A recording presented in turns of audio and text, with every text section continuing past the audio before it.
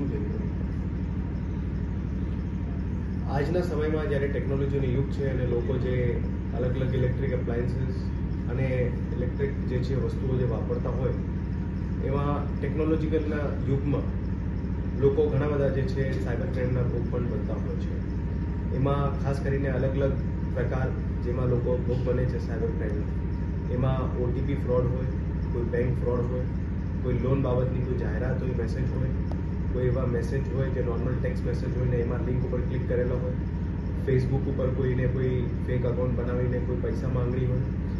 વોટ્સએપના video call, mute call, સેક્સટોર્શન, એ અલગ અલગ વિવિધ બાબતોમાં જે છે લોકો સાયબર ક્રાઇમના ભોગ બનતા હોય છે. પશ્ચિમ કચ્છ પોલીસ દ્વારા લોકો સાયબર ક્રાઇમના ભોગ નહીં બને એના માટે વિવિધ જગ્યાઓ પર, સ્કૂલ્સ, કોલેજીસ, સામાજિક સંસ્થાઓમાં અને અલગ અલગ પ્લેટફોર્મ ઉપર લોકોને જાગૃતિ માટે ઓલરેડી ઘણા ટાઈમથી જે છે જાગૃતિ સેમિનાર ચાલુ છે અને ભવિષ્યમાં પણ એમનું કાર્યક્રમ ચાલુ રહેશે. પણ જે લોકો ભોગ બનેલા છે અને જે લોકોનું રિપોર્ટિંગ પોલીસ પાસે થયેલું છે, એવા વર્ષ 2024માં કુલ 56 લાખ રૂપિયા જે છે લોકોને પરત અપાવ્યા છે. જે લોકોના બેંક અકાઉન્ટ જે છે જ્યારે ફ્રીઝ થયા અને પછી એ લોકોના પરત જે છે જે એના ભોગ બનેલા હતા એ લોકોને 56 લાખ રૂપિયા પોલીસ દ્વારા પરત આપવામાં આવ્યા છે. પોલીસ દ્વારા બધા લોકોને અપીલ છે, ગ્રામ્યના લોકો હોય, શહેરમાં વસતા લોકો હોય, ઇન્ડસ્ટ્રીમાં કામ કરતા લોકો હોય, ખેડૂત હોય, સ્ટુડન્ટ્સ હોય, કે બીજા પણ કોઈ પણ વર્ગના લોકો હોય, બધા લોકોને પોલીસ દ્વારા ખાસ અપીલ છે કે આજના ટેકનોલોજીના યુગમાં મોબાઈલ્સ, લેપટોપ વગેરે જે ઇન્સ્ટ્રુમેન્ટ વાપરીએ એમાં પોતાની પણ ખાસ તકેદારી રાખે અને કોઈ પણ એવા લોભ લાલચના કોઈ પણ મેસેજ આવતો હોય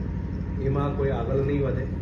અને કોઈ અગર માનો ભોગ બનતા હોય તો તાત્કાલિક પોલીસ પાસે રિપોર્ટિંગ પણ થાય. અમારો એક ખાસ મકસદ છે, પશ્ચિમ કચ્છ પોલીસ દ્વારા જેટલા મેક્સિમમ લોકોને જાગૃત કરવામાં આવી રહ્યા છે એ લોકો જે જાગૃત થાય એ પણ પોતાના પરિવારને, પોતાના મિત્રોને પણ જાગૃત કરે સાયબર ક્રાઇમ બાબતમાં, જેથી એ લોકો પણ જે છે આના કોઈ ગલતીથી ભોગ બનતા હોય તો એના ભોગ બનતા અટકે અને અગર કોઈ ભોગ બની જાય તો તાત્કાલિક પોલીસ પાસે રિપોર્ટિંગ પણ થાય. જે વિવિધ ટાઈપના સાયબર ક્રાઇમના બનાવો બની રહ્યા છે એ લોકો જે છે એની ખાસ તકેદારી રાખે અને એવા બનાવો નહીં બને એના માટે પોતે પણ જાગૃત રહે અને પોતાના આજુબાજુના લોકોને પણ જાગૃત કરે. Thank you. જય હિન્દ, જય ભારત.